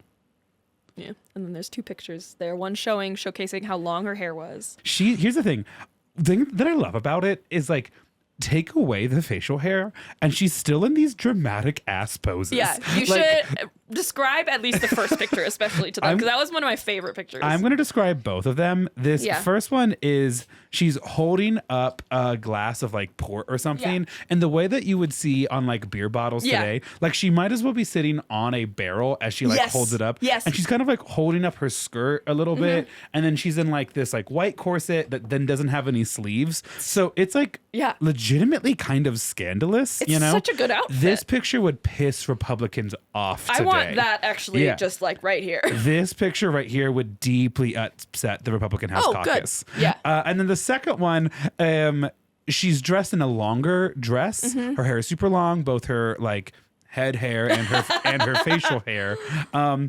But she's like standing next to like this like wooden or like pillar thing, and it turns her and she's like turned around and she was like, oh, I'm sorry, you just caught me in the library. Oh, I didn't expect to see you here. Like they're both just so dramatic. Yeah. And I think too, I've been kind of going back and forth in my head as to whether or not I was going to say this. Yeah. But since we're now in like the Annie of adulthood, here's the thing, like Annie's a good looking person, right? She is. Like not just for the story of like, oh, one time I went to the circus and like I made out with a prodigy. Like if I was like at Oktoberfest or like at a bar or at an event, right? Like, and we got to chatting, like she has a handsome face and it sounds like she was a good time. Yes. And like, it's a really impressive beard. Like it's just like really impressive. And so something that I was actually like kind of chuckling about when thinking about her two husbands is straight men. This is something that you're going to probably be unaware of because a lot of you, for some reason, can't grow beards. We'll talk about that in a second. Okay. It's just like, I know. Like, no, it's just funny. I know a lot of gays who have beards, like beautiful, well-maintained beard. Don't look at mine right now. I'm going to cut on Wednesday. It's pretty well-maintained. I'm coming out of hermit. Coming out of hermit. But like, if you are a straight man, then your only experience with this is probably hearing from the women that you have talked to. But when you have facial hair and make out with someone, your whiskers cut their face a little bit. You know, like it rubs them raw, right? Yep. And when you have a beard and the other person has a beard, it doesn't serve as a shield. You're just kind of both stabbing each other. Yeah, absolutely. And I'm like, you know, like her husband's experienced that, you know? And it's like, here's the thing. That's not a negative experience for me. Obviously. And then I'm just going to go ahead and period, enter. Please fill in down below with whatever you think I was going to say next. All I'm saying is that, like, I'm so glad that life treated her so well. I'm sad she died of tuberculosis. I wish she had had a different upbringing and had a chance to live a normal life. I think it would have been interesting to see the kind of person she would become. Sure. But I think she enjoyed who she was. I will say this, though, and this is going to actually start off more as a question. In your research about her, did she express regret about not getting a chance to live outside the circus? It's hard to tell. It didn't seem like there was a lot of first person quotes from her that I could find. Because I would just say this as a like queer person who moves obviously between like queer spaces and like non-queer spaces. I am oftentimes very grateful for the time I get to spend in queer spaces. So part of me wonders too if like to be in a space where like she was surrounded by all these other prodigies, like if that brought her like a sense of like community safety and fulfillment that like even if she wasn't required to by like the social and economic expectations at the time, I guess part of me hopes that she would still be gravitating towards something that feels like home and family and community. Yeah. And it's also possible she got a taste of quote unquote normal life in the off season of the circus if she was making enough money, you know? And so it's highly possible she genuinely enjoyed her community. I also love that so far, basically none of the stuff that you've shared about her has been like, and then she was hate crimed. Like, I feel like so often we hear about really interesting people or people who have like body differences, and so much of their story and it's possible just it was like, never recorded, to be totally fair. Right. But it's just still also cool to think of that there is a version of this country in its past that was kind to a person that looked different. But granted, at the same time, she was paying to see people that looked different. But like could have rented an apartment in the off season or something. I don't know. Like it's true. I think she got her own money, I'm sure, as an adult, which is saying a lot in the 1800s. Yeah. And part of me wonders too, like, if the circus paid for those photos or if those are photos that she just had paid for herself. I think these are circus because I think these are like the posters advertising her. I'd go. I know. I would also join the circus to get these photos. Honestly, I want her TED talking to me. Like I want to hear her stories. Right? Yes, true. You know, like well, there are people today that you could listen to very similar stories. Sure. Which I'll talk to you about in a little bit. But I kind of meant more like what it's like to be a woman on your own in the 1800s yeah, that's fair. and navigating all of this, right? Like Super a woman fair. with agency in 1880 has some interesting stories to her. That's I'm true. sure That's true. modern day Yeah. bearded women have interesting stories to them too, but it's just, you know. In the 1800s is wild. I'm just still reading my Ulysses S. Grant book, so I'm I'm really in that. I'm really in that time period. Dear listener, right now. when we were driving, Grant was so kind and took the first leg of the drive across the Canadian border. I was passed out. I spent most of that day asleep. I was so tired. Yeah. And in hindsight, it was probably because my body was getting sick. But we got into the car, started driving. I fell asleep. They woke me up at the border crossing, got back in the car, fell back asleep. Got to the airport, drank coffee to force myself to stay awake because I was now paranoid I was going to miss my flight. Got on the plane, fell asleep. Woke up when the plane landed. Got in the car with Casey. Fell asleep. And I didn't start off that trip helping you at all because I was playing my Ulysses S. Grant book. That's where I was going with this. You're Thank you for welcome. reminding me. Hey, I look at me. I got so off track. I've been doing this for a lot of people in my life lately, and it's hard for me. And I recognize that. Okay. And I appreciate We're going to that. talk off air about other people. Yeah, thank you. I need to. I would wake up and hear CMAT. I would fall back asleep and wake up and hear Chapel Roan, and then fall asleep and wake up and hear, and then in the Civil War, Ulysses S. Grant. Grant had a peculiar way about him in the Northern Virginia campaign. And there was just a moment where I was like, do I say something? No. Meanwhile, I'm like, and you and Jacob are in the ground dead asleep. I did not realize he was also asleep. Yeah. So part of the reason I fell back asleep every time, I was like, Jacob's keeping him company. I intentionally played it at times on the road trip with Jacob when I knew he needed to nap and Aww. he was being kind enough to like keep himself up. I would put it on because it'd be like, I'm fine not talking right now. And that's what Jacob needs. And this is ASMR. You do really need to kind of force that man to take care of himself. There was one point, there was only 2 patio chairs available in our little tent. Mm-hmm. And one of them was in the sun and one of them isn't. And he was sitting in the one in the sun. And so I took the other one that was available. And he was like, no, sit over here. And I was like, I'm not going to fight you, but also like, why? I was like, why are you like this? And he was like, I don't know. I can't stop. Yeah. And so I like found a fan and like pointed it at him. He was like, that was really nice. Thank you. And I was like, yeah, he's a good guy. It's just, I'm also a good friend is the moral of my portion of that story. Women in the circus. So the next section, women in the circus. Bearded women were not the only quote unquote brand of women to be exhibited in these sideshows.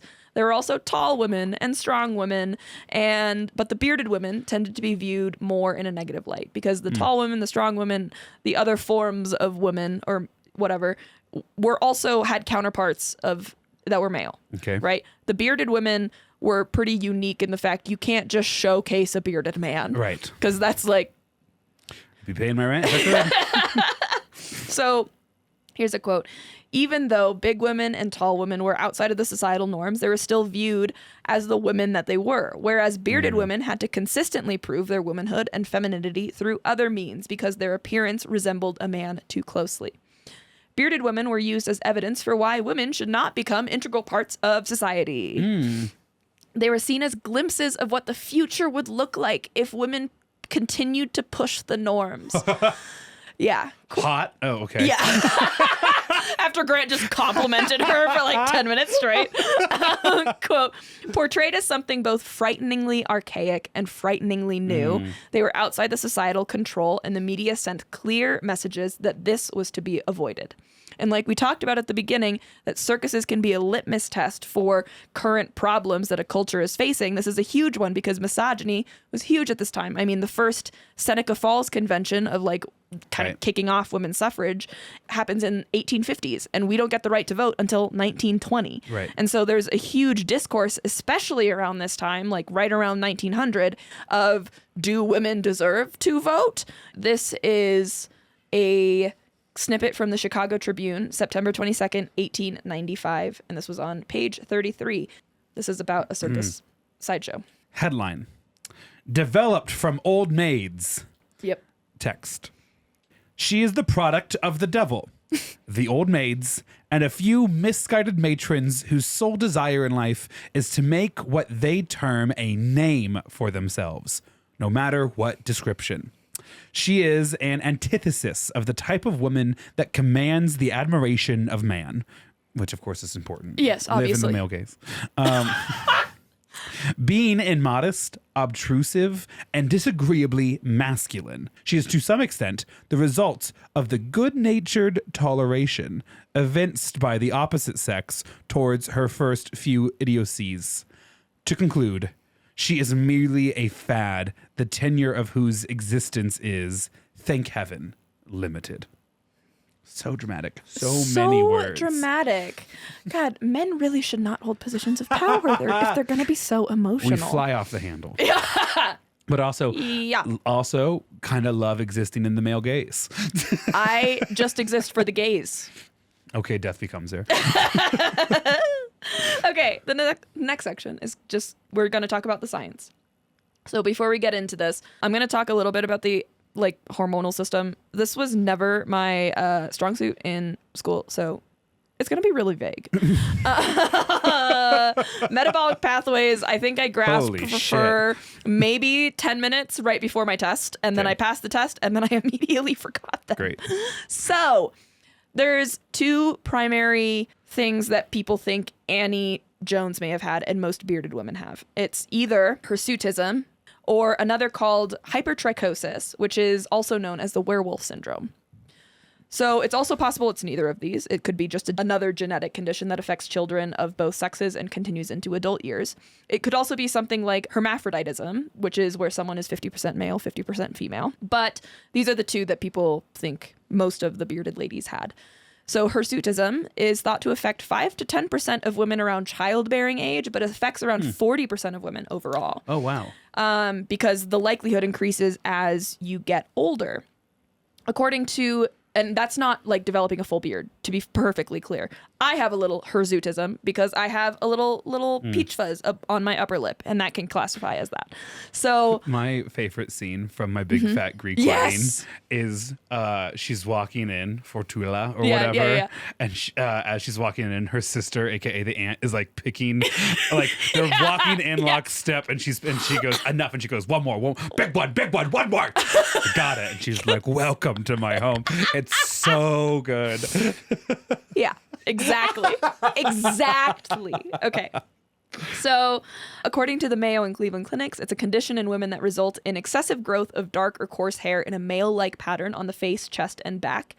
It is usually most noticeable around the mouth and chin area, and obviously the term excessive is dependent on the person and the culture that you're living in and the geographic area. It does also affect men, but you wouldn't know. It's not as noticeable. From what I was able to research, the werewolf syndrome, the other one, the hypertrichosis, is apparently a genetic condition causing abnormal amount of hair growth to grow all over the body, which is why I don't think our bearded ladies had them. However, hypertrichosis can be localized or generalized. Okay. I don't know what the chances are that it would be localized specifically to the beard. I don't know, whatever. That's my personal opinion. I'm not a doctor. Hirsutism seems more localized to areas that males develop hair, but men can have hypertrichosis, and that's how we get people like Stefan Bibrowski, aka Lionel the Lion-Faced Man, who was also a sideshow around this time, or a prodigy, as Annie would call him. And he had facial hair growth like up to and around his eyes, right? Is that what made him the lion-faced man? Yeah. So he's actually been on my list of someone to potentially cover there. I've just never found enough about him, and that's what kind of led me to the bearded ladies. Is this a cartoon? No, that's a picture. Really? Sorry, I'm just going based off of like his coat and stuff. No, that's a picture. Wow. Okay. Yeah. He has hair literally coming everywhere out. He looks like like a poodle kind of. Yeah. Like almost like they made his face out of like rope or something like that. And I do think they had some crazy ass stories that they would tell people about how he ended up this way. And I think there was like a whole group of them at some point exhibiting as like a family of people that were like this. But anyway, that's hypertrichosis.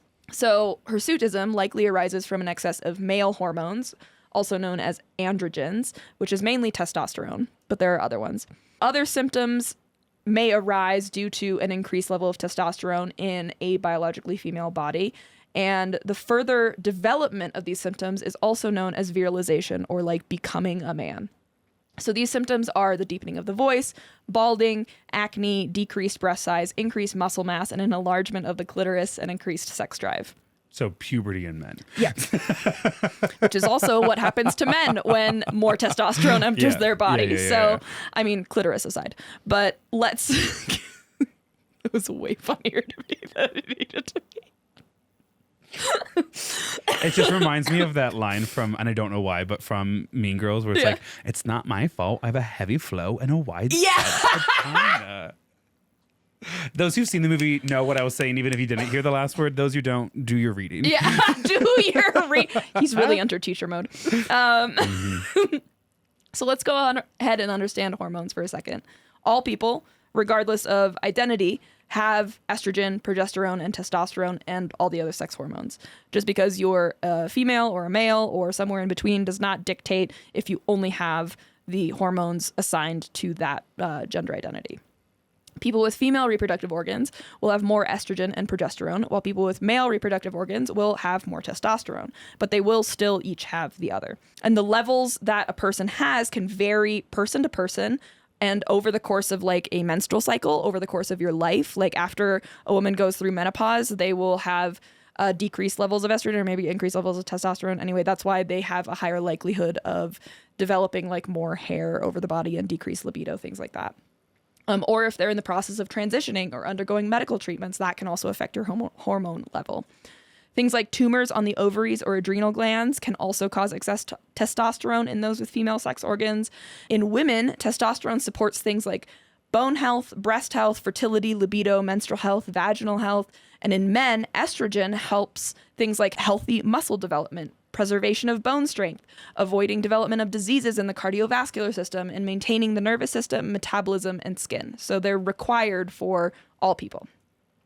Hirsutism occurs with no identifiable cause. So no, Republicans, you can't get it from going to drag reading time or having a trans person sneeze on you. Some of the things that it can be caused by are some of the following. So PCOS, polycystic ovary syndrome. This is a really common one. I have a lot of friends that have this. It begins in puberty, causes an imbalance of sex hormones over the years. It may slowly result in excess hair growth, irregular periods, obesity, infertility, and sometimes multiple cysts on the ovaries. Cushing's syndrome occurs when your body is exposed to high levels of cortisol, so the stress hormone, or taking certain medications over a long period. Congenital adrenal hyperplasia can also cause hirsutism. That is an inherited condition that is characterized by abnormal production of steroid hormones, including cortisol and androgen, by your adrenal glands. Tumors can also cause hirsutism. Rarely an androgen secreting tumor in the ovaries or adrenal glands. And then some medications can also do this. So some factors that have a potential correlation with increasing your risk of having hirsutism are family history, ancestry, because it's more common in women of Mediterranean, Middle Eastern, and South Asian descent. And then obesity can also have an increased risk of hirsutism with increased androgen production. You are much better at the like science element of this. Like I'm a little lost. I'm like, yeah, all of these are terms individually isolated I've heard before. Well, we're one bullet point away, and then we're going to talk about more bearded ladies. We don't need to get out of it. I'm just saying, like, hey, you're carrying it right now. Good job. I'm like, thank you, Barbie. Yeah, no, you're welcome. Good. Yep. So while hirsutism in and of itself doesn't come with any physical complications, so like really you don't need to treat it unless you want to. A lot of people will choose to treat it because of the like social aspect of it, the social norms, the increased anxiety. It could affect your mental health in other ways. But yeah. Do they treat it through like... I think you would treat it through other ways that you would treat some of the other hormonal imbalances. Okay. Yeah. A lot of people who don't have some of the other things like PCOS and tumors that cause the hirsutism, and the doctors are like, no, I think you just have this. They'll just shave. Okay. Yeah. Part of me wonders if like laser hair removal is something that they do. And then have you ever watched the HBO show Girls before? You have asked me to watch it several times. I want to make sure this is clear. I'm not asking you to watch it because like I really liked every minute of it. You're demanding me to watch it. Right. But it's just like, and like Lena Dunham is certainly a complicated woman in her own way. Oh, yes. For 100 different reasons. But like it did a really good job of showing kind of like a version of millennialism that wasn't like millennialism is wild. That wasn't like Facebook Obama 08 Mumford and Sons burger place with mason jars, right? Like there was this element too where like this earnestness can also be kind of annoying, and it was like interesting because Lena Dunham wasn't afraid to create an entire cast of characters that you didn't really like any of them, but like they were interesting, right? Anyways, Lena Dunham's character Hannah, I'm almost positive I'm sourcing this correctly. If not, I'm sorry, but this is an honest attempt. Lena Dunham is talking to like one of her gay best friends or whatever, and she goes, yeah, I don't know, like I just think like it's so reckless to get laser hair removal because you have like no idea like what the next like pubic hair trend's going to be, you know, like I don't know what's going to be attractive in 10 years. And I hate to say it, but that was foundational text for me. I'm like 19 in 2012 and I'm like, an excellent point. I too will never get a Brazilian. Like what? Who's to say what direction it's going to go? And I am so sorry that like this discussion of like hair maintenance and like hormone balances leads to a Lena Dunham pubic hair quote. Oh, we should have seen that coming. Foundational. Yeah. All right, and we're back. Hi. And we're back. Listen, that was a tea-filled session. That was a cup and soul refilling break. Cheers. Overfloweth. Yeah, my cup overfloweth. Okay. Yeah. So we're in the like last quarter, probably. Right. Of the episode. We're going to talk about other bearded ladies. Sorry, I was saying yes, thinking like, yeah, we're getting close to fall. Final quarter, here we come. Put a wrap on 25. Also, we're in Q2, babes. Calm down. Is it? No, it's surely worth the start of Q3. I mean, I don't know when Will I Laugh's fiscal year is. I don't either. And I just panicked trying to Jan figure 1, December 31. I think my company's fiscal year starts in July. So I think this is Q2. Okay. I think. Great. All right. Jesus Christ. Anyways. I don't care. No, it would still we're going into Q2? I don't know. Whatever. I need to stop. I'm embarrassing myself. Let's go and keep all of that. That was good. It's quality stuff. You should learn how to edit before you make threats like that. No, I'm actually really happy if that stays in. Okay, other bearded ladies. Annie, the one that was the subject of the prior bit of this episode, was by and large the most well-known bearded lady and is the most well-known bearded lady, I think, to this day. There are some other big names out there, though, so we're going to talk about some of the other ones, and one of my favorite new love stories of all time we're going to talk about at the end of this little bit. Her name is Percilla Bejano, and just keep that in mind. Okay. We have another little fun story coming for you. From Percilla. Percilla, yeah. Percilla. So the first, I think, bearded lady that we have on like recorded history is Barbara Urslarin. I don't know how to pronounce that. It sounded like a seal, the way you said Earl. Laughing at that specifically. Okay. She was born in 1629 and exhibited her facial hair in traveling shows by the age of 3. Wow. So it seems like a common thread that parents are like, what the fuck do I do? What the fuck do I do? Right. What the fuck do I do? And then they just like kind of make money off of them. So Barbara was also a skilled musician and spoke multiple languages, which added to the appeal of like talking to her and engaging with her. This next one is Josephine Clefoulia. She is the bearded lady that I believe Annie Jones replaced from P.T. Barnum. She is the original one that, or maybe not original one for P.T. Barnum, but the one that P.T. Barnum hired someone to come in and like yell and accuse her of being a man.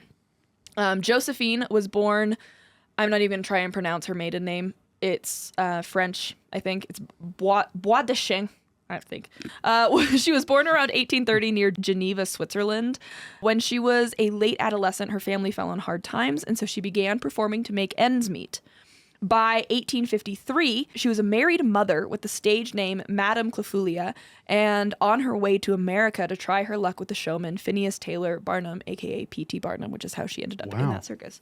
I'm not sure what happened to her and the rest of her life. I do think she was one that there is a good amount of stuff out there on her if you're interested. All of these women so far have traveled a lot, accomplished things. At least 2 of them confirmed married at some point. Yeah. You know, they have really interesting lives. They have really interesting lives, yeah. Julia Pastrana was born 1834. She was a Mexican indigenous woman whose body was nearly entirely covered in a thick, dark hair. Her stage name was the Ape Woman. Oh. And that's one of 2 that at least we'll talk about, that it seems like women of color tend to be more likely to be compared to animals in their stage names. White women get to be ladies and people of color get to be animals. Julia was a minor celebrity of the Victorian age and toured Europe throughout her life, and also after her death, she was mummified in 1860. Should be noted here that while bearded ladies were certainly rare and in general sideshows, I'm now reading this, so I have no idea I'm experiencing this along with you. Should be noted here that while bearded ladies were certainly rare and in general sideshows for these shows had the capacity to be treated poorly, that likelihood increased exponentially if the bearded lady was a person of color. Okay. The next one, Grace Gilbert. She is the person that will replace Annie Jones in P.T. Barnum's. I'm actually really surprised that there's like always a replacement, because this is like pre-internet, like international like search. Like it's less shocking that like, oh, we found a quality replacement because we could conduct a national search because we have the internet. Yeah. But it's like 1890 and another they're like person that is like this. Yeah. And it's not like they're coming from like a specific community in a specific town or whatever. Yeah. That's really interesting. She joined the Ringling Bros in 1901 and then was quickly stolen by Barnum and Bailey to replace Annie when she passed. So she passed in 1902. So that timeline again is a little fuzzy. She was billed, like Annie, as the female Esau, but also as the woolly child. On top of filling Annie's shoes, she not only played up her femininity, she also played up her strength. She was crazy strong. Wow. So she was known to help laborers set up circus tents. What? Quote, this was so outlandish to others that her gender was often questioned, reaching a point where she actually retired for a time due to the speculation before returning to exhibit once more. Despite this, she was still famed for her ladylike refinement and skill with needlework and making lace. this is a common thread among a lot of these bearded women. On the off season, she would reportedly return home to her father's farm where, according to legend, quote, she was able to perform a man's work on the farm. Also, this is the only reason I work out now. I want this to be my legend. To be able to do farm work? To just be like, oh yeah, she could do the shit that the men do. Okay. I don't know. My mom has stories that are kind of like that because my mom is one of 6, and it was the 6th child that was the first boy. And there's a couple years between the last 3, my mom included. Yeah. Because she's the 5th. So a lot of my aunts have done a lot of farm work. Yeah. Fuck yeah. Yeah. Hell yeah, girl. Including get your guns out. Literally. The farm term is including a lot of processing of animals. Ooh, I don't like that as much. Yeah. Off air, I can tell you some stories. I don't know that I need to hear them. Okay. No, but tell them to me. No, I know. What? I know. Who do you think you are? Okay. Unfortunately, Grace Gilbert would also pass early and unexpectedly of a sudden illness before she was 50. I'm not sure on her exact age. Clémentine Delate was from France, Théon-les-Vosges in Lorraine, and was born the same year as Annie, but wouldn't become known for her beard until she was a young woman. Reportedly, she had previously always shaved until she happened upon an, quote, unimpressive bearded lady at a fair sideshow. And she wagered with people like there and at the bar that her family owned or her husband owned that she could grow a fuller beard. And her bets, she's just shaving every morning. Yeah, and so they have no idea. Okay. And so her bets are met with counter bets. And Clémentine obviously wins the contest, and news of this traveled across France and beyond, and people began traveling to see her. Clémentine's husband renamed their cafe from Café de Lait to Café de la Femme à Barbe, which translates to Cafe of the Bearded Lady. Her husband would die in 1926, and she would begin exhibiting herself and becoming a celebrity in Parisian and London theaters. Wow. She would pass in 1939 at the age of around 74, and her tombstone, per her request, identifies her as the Bearded Lady of Théon. Wow. Her hometown would dedicate a museum to her 3 decades later. A lot of these women are really proud of their life. Mm-hmm. Yeah. I love that. I know. It's not... like you having the circumstances that you were born with. Right. And... I won't. Yeah. It's not like I'm like shocked. I'm not like they should be ashamed. Like obviously that's not my take. I'm mad at the system that put them in this situation. I had known them by the other term, not prodigies, but the other term. So to know that these women were like, actually, I'm this, and I'm proud of this. Like this is who I am, yes. And you know, like people are really interested. But this is just who I am. I think some of these stories are ending beautifully. You right? Yeah. Okay. Crazy that she saw the start of World War II, but like that. Yeah. Grant's grappling with some other inner demons now. The curse of my history degree. Jane Barnell was born in 1871 in Wilmington, North Carolina, and she would perform as Princess Olga and then Madame Olga and then finally Lady Olga. And quote, this is a quote from her, "Every woman who is lucky enough to have a beard should learn how to take care of it." And she like advertised her beard care routine. Yeah. You hear that, Grant? You shouldn't look this way. Well, her beard care routine included weekly milk bath, a weekly milk bath, and avoiding too hot curling irons. No. Yeah. Yeah, the curling irons you only like to be burned. The dairy is what I'm still... It's not full milk. You know that, right? No, I know, but still just any... I don't do school pie a teacher at contests anymore because the beard holds on to the dairy I did that once, and I got... And you're like, no. It was horrible. Yes. The milk bath should just... It's like maybe a quarter milk. That made it better for you, right? Right? That's good, right? That's good. That's good. That's good for you. Okay, so this is now me telling confession. I don't think I've ever thought about the like equation of a milk bath. So in my brain, it's absolutely autofilling, which is why you shouldn't use AI, to a full bathtub of milk. No. To the point that it's actually like impressive that they would heat it. No. You know, like that's pudding. Oh, yeah. That's curdled, babes. That's not good. So the fact that it's less than 50% makes so much sense and is also just an equation I've never riddled. I don't actually know if that's true. I do know that it's very diluted. I don't know if a fourth is right. It's more like a milk bomb. Interesting. God, I have so much to talk about during Patreon. I don't even know all the words to remind you of it. You're right. Okay, so someone asked her at one point to dye, we're still talking about Jane Barnell or Lady Olga. Someone asked her to dye her beard blue so that they could bill her as, quote, Olga the Lady Bluebeard, to which she rejected, and then she got to watch her beard naturally gray as she got older. Nice. Yeah. Madam... Same. Olga, same. Madam Jane DeVere was from Kentucky. I don't have a ton of information about her, but she was known for her 14-inch long beard. She does not hold the world record because this was before the world record thing happened. Here are some current bearded ladies. We're going to talk more about two of them again later. But if you're interested, Jennifer Miller founded Circus Amok in 1989, and she, I believe, still performs at that. You can look up pictures of her and her circus. I'll link to the circus in our show notes. And then Dakota the Bearded Lady, if you are interested, her Instagram is Dakota's Beard. And she performs a variety of sideshow acts in Hollywood. Then we have Vivian Wheeler. Hold on, I'm going to look up Dakota go for real quick. Oh, interesting. Right? I've now just seen a lot of different pictures of women with beards. And it's interesting to see. Here she is with a chainsaw. That's what I really actually wanted to see, so thank you. I'm going to get off of her Instagram profile like right now, but before I do. Yeah. The secret child of Elton John and Miss Piggy. Fucking iconic. Bearded lady extraordinaire featured on MTV, Stars, NYFW, and a stage near you. Oh, aw. Yeah, that's great. That's cute. That's actually fantastic promotion. I love that. And I'm back. Okay. Other ones are Vivian Wheeler. Vivian Wheeler was in the circus when she was younger. We'll talk about her experience there in a little bit, but she held the Guinness Book of World Record starting in 2012, and I believe was unbeaten up until 2023 for having, I think it was 10.4 inch long beard. And then currently the world record holder is Aaron Honeycutt, who at 11 something inches. Okay. Percilla Bejano was born April 1911 in San Juan, Puerto Rico, and her condition immediately concerned her parents. Eventually, when Percilla was 3, her father would decide that since he was being told there was no cure for this genetic abnormality that was causing his daughter to have this much hair, he might as well profit from exhibiting her. Classic.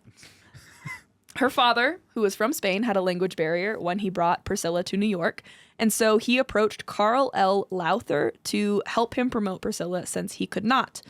Lowther already owned and operated several shows, and so he hired her on the spot. He knew what was good when he saw it. Yeah. Okay. And so he hired an assistant to help Percilla's father care for her after her mother went back to Puerto Rico. Her father was shot and killed shortly after.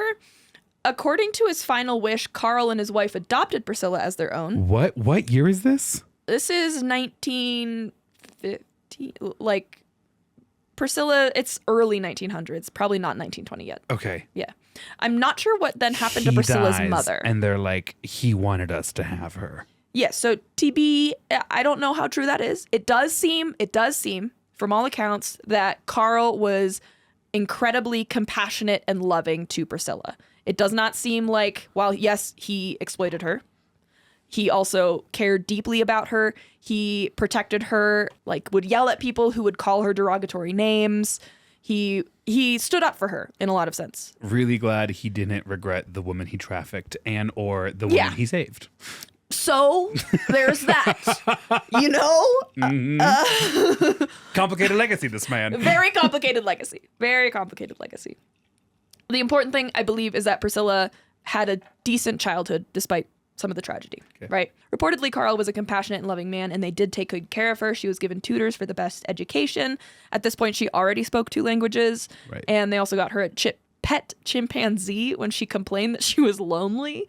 Early on, those are just so dangerous. Yeah. Early on, she was billed as Little Hairy Girl and then Monkey Girl. Reminder, she is Puerto Rican. So again, it's an instance of... It follows that trend. Yep. But Carl hated the name Monkey Girl for her and would lash out if you were bold enough to call her a freak. He hated that as well. I do think she continued with the name Monkey Girl and even did a few acts with her chimp and or other monkeys that were part of the circus. She quickly became a talented singer and dancer, primarily, I believe, Latin dance, but probably some other things. In public, she would oftentimes pretend to be Hindu in order to keep her face covered to not attract attention. So I believe she probably got some negative attention. While performing with the Johnny J. Jones exposition, she would meet another sideshow who was billed as the Alligator Man or the Alligator Skinned Man, whose name was Emmett Bejano, and a sweet romance blossomed between them. Do we have a photo? At the end, yes. Okay. You wait. I believe Carl was protective, maybe just didn't like the idea of her gaining independence. One of many things. So they eloped. In 1938, when she was around 27, Emmett was thought to have a skin condition called ichthyosis, which left him with hard skin that appeared scaly like a reptile. Okay. Apparently, I saw one source. I'm not sure if this is true. Apparently, this meant he couldn't sweat, so he literally needed to bathe in ice water to keep cool. That's how pig skin works. What? Is that? Oh. That's why they are always in mud. That's not a joke. I'm not joking with you right now. Pigs can't sweat. I mean, dogs can't sweat either. But pigs can't pant. That's fair. That sucks. Sorry. That's tough. A lot of farm knowledge kind of dropping on you here late. Okay. That's crazy to me. Yeah. I mean, that's just tough for him. Like, I'm not like, ooh, no, that's gross, tough. whatever. I hate an ice bath. Gross. Yeah. Her husband and her owned a sideshow together that they advertised, and they would advertise her banner that said $1,000 reward if not real. So, like, people would come in to try and prove that it wasn't real. Yeah. That's ingenious. Yeah. And also, way to, like, not delegitimize her womanhood, you know? Mm-hmm. Yeah. Her and her husband were billed together as, quote, the world's strangest married couple after they eloped, and they performed with Ripley's Believe It or Not traveling show.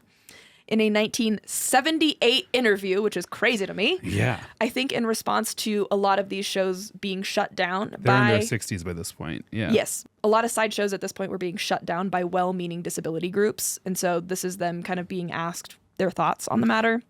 And Percilla's quoted saying, quote, "We have fun in our work. When they start making fun of me, I say, I can see you for nothing right here, but you had to pay to see me." Icon shit. Icon shit. Absolutely. Emmett then added, quote, "Sideshow work keeps me off the relief line. It's an honest effort, and I feel more or less proud of the fact that I can earn my own living and can do anything anybody else can. Nature does funny things sometimes, but I've lived a normal life." The pair wanted to have children together, but unfortunately, they lost their first child pretty early on, and I think they were just too scared to try again, probably both aware of the fact they had genetic disorders. Can I ask, was it a miscarriage or was it post-birth? Post-birth, yeah. But they still wanted a kid, so they opted to adopt a baby boy in 1960, and they named him Tony. The family had a plot of land in Gibsonton, Florida, which they named Pet Ranch, P-E-T, as in Percilla, Emmett, and Tony. Tony would grow up working in the circus with his parents, operating rides and selling concessions. The couple starred in the movie Carney in 1980 with Gary Busey and Jodie Foster. And they would also appear in many documentaries and other interviews about being the last veterans of the quote-unquote freak show culture. Wow. In 1988, they celebrated their 50th anniversary at the International Independent Showman's Association headquarters in Gibsonton, Florida. They had made enough money to retire, and so they chose to leave the public eye in the early 90s. Her and Emmett reportedly still loved to dance together in Latin dance.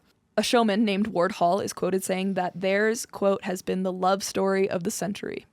Emmett would unfortunately pass in 1995, and she would grieve the loss of her husband of nearly 60 years.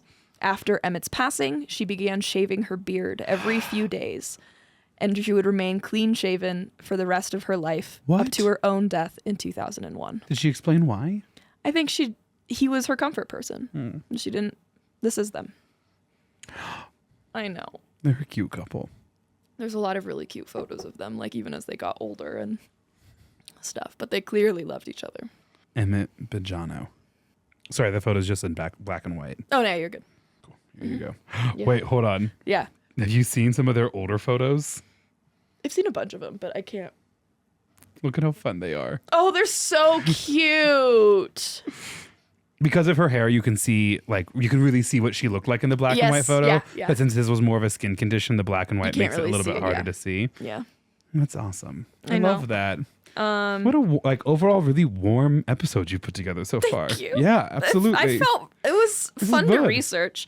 If you are interested in doing more research, I'm going to link some of my primary resources that I didn't fully get through In my show notes, I mentioned them earlier, Agency Through Otherness, Portraits of Performers in Circus Route Books by Angela Yon, and then Secrets of the Sideshows by Joe Nickel. And then there was one academic article that I kind of got through that was really interesting. It's more about like the cultural impact of like these sideshows and prodigies and or freak shows, however they want to identify. This one that I specifically reference is called 21st Century Freak Show, Recent Transformations in the Exhibition of Non-Normative Bodies by Elizabeth Steffens of the University of Queensland for Disability Studies Quarterly in 2005. And that one seemed really interesting. I got the impression Elizabeth was probably of the disabled community and talking from the perspective of like seeing these sideshows. And then this is the last section. So the lesson here is that beauty is in the eye of the beholder. And we have talked about women who faced, in some cases, a lifetime worth of ridicule, and otherness who found a home with other outcasts. And hopefully this can be a reminder that every person you see has a story, that they're not just an NPC, and that before you judge someone for their outward appearance, remember that they may not have control of it, and or they may not be catering to you, and that's okay. And you can ask them questions, but I would encourage you, if you have questions, that they are not responsible for your edification. Do it. Google is now free. Right. I'm a grade A. This is what I wrote. I'm a grade A hater. I want to fully understand why I dislike someone, something or someone before I be a bitch. The woman that I mentioned previously, Vivian Wheeler, who I believe is still alive. She would be in her late 70s now. She has hermaphroditism, meaning she's 50% male, 50% female. I believe she identifies female. When she was born with facial hair that grew darker as she got older, her father couldn't even look at her and sold her to the Ringling Brothers, where she was a sideshow for 55 years. She seems to have a lot of mixed emotions about it. There's an article that she does where she obviously holds resentment towards her father for doing that, but she obviously also holds a lot of love in her heart for the people that she met doing that. Like the family that she was raised with. Yeah, she said it was really hard. The conditions that they traveled in were oftentimes not good and hard to live in, but I think the people along the way helped her through it. But I think overall it was a really tough situation, one that she should have never had to go through, especially in the time frame that she was born in, right? This is from Vivian Wheeler in a 2012 interview when she was 64. She says, quote, "Not very many people are in that type of business," referring to performing in the circus, "and understand how emotionally, physically, and mentally taxing it is. Being shunned by society because of who I am, but God doesn't make mistakes. I am not a mistake." Vivian, after she quit the circus and everything, decided, I think she took a significant break, and then someone convinced her to hey, you should go to the Guinness Book of World Records. You could definitely do something. Right. I think her way of owning her identity now was going and getting the world record. Yeah. From 2012 to I believe 2023, she had the longest female beard. And that was then, it has now changed to Erin Honeycutt, who struggles with PCOS, another thing that causes hirsutism. So one day, after struggling with PCOS for a while, she decided to stop shaving 3 times a day. Yeah. I shave 2 to 3 times a week. Yeah. 3 times a day is wild. She was shaving 3 times a day? Yeah. According to Guinness Book of World Records, Vivian Wheeler's beard was 10.04 inches, and Erin Honeycutt's is 11.81 inches. Yeah, it's long. Yeah, it is, right? Yeah, it's long. Oh, yeah. I have one more thing. Okay. Unless you have something directly about that. Okay. That little booklet I found, written by Annie Jones's first husband, and I think also Annie Jones had something to do with it. I don't know. The one that documented her kidnapping in New York. It was published in 1900, so I feel like she probably had something to say. Sure. But anyway, this was the last thing in that booklet, and it's a poem written by Annie Jones. It seems to be her take of another famous poem called The Voice of Spring by an English poet named Felicia D. Jimenez.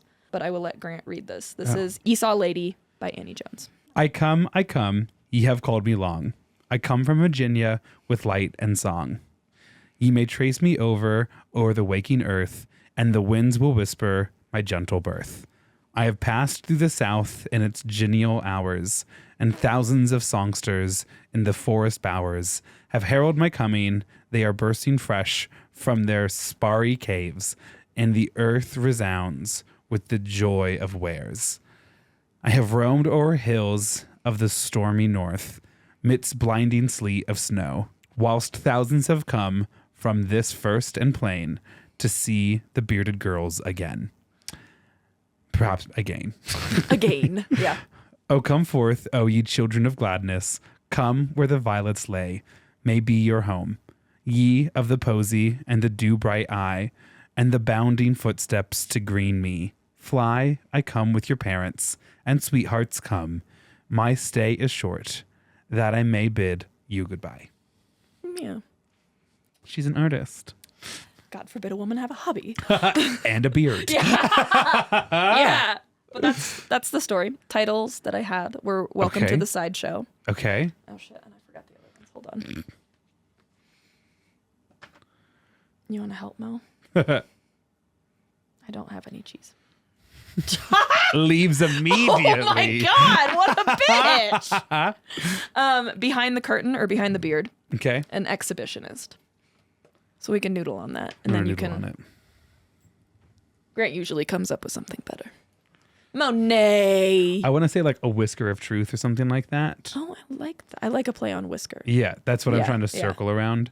We'll figure it out. This was a fun episode. Yeah. This is definitely one of those episodes where like it's a lot easier for me to pull out at a party of like stuff that I know, you know. Sometimes you and I will do beautiful stuff, but how do you talk about that? Yeah, how do you explain Amanda Knox or Jane Elliott in like 20 seconds, you know? Oh, I'm going to be talking about Jane Elliott when I get a little too drunk. I am going to be talking about Hey, insert person's name. Yeah. The way we're instantly always on the same page about things. Yeah. But it's like, you know, it's kind of hard sometimes when we have these like big, beautiful stories where we're like hitting at some big themes. And not that you didn't hit on some big themes here, but like this was a thing that I didn't know a lot about, but felt like I had known parallel information too. Everyone knows really about bearded ladies. Yeah. Listen, next time I watch The Greatest Showman and I work with performing arts students, I'm going to have to watch it again. I'm going to be like, when would you have to do that? I'm going to be like, did you know she was actually really proud of her whiskers? Did you know she was actually proud? Did you know? Pause it real quick. No, it's okay. We have time. It's okay. No, we have time, says the teacher. Who does not want to be watching it. It's fine, but it's a lot like High School Musical where it's like, you've seen it once, you've seen it a couple times, you know, and I've seen it a couple times, you know. Yeah, you have. Yeah, I have. I'm surprised I haven't seen a Greatest Showman like duo or HI or DI. Yeah, see? I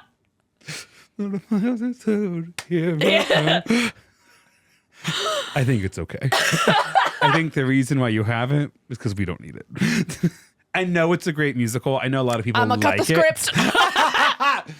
Can't wait to write it in 2027. I'm only gonna cut scripts now of musicals Grant's sick of.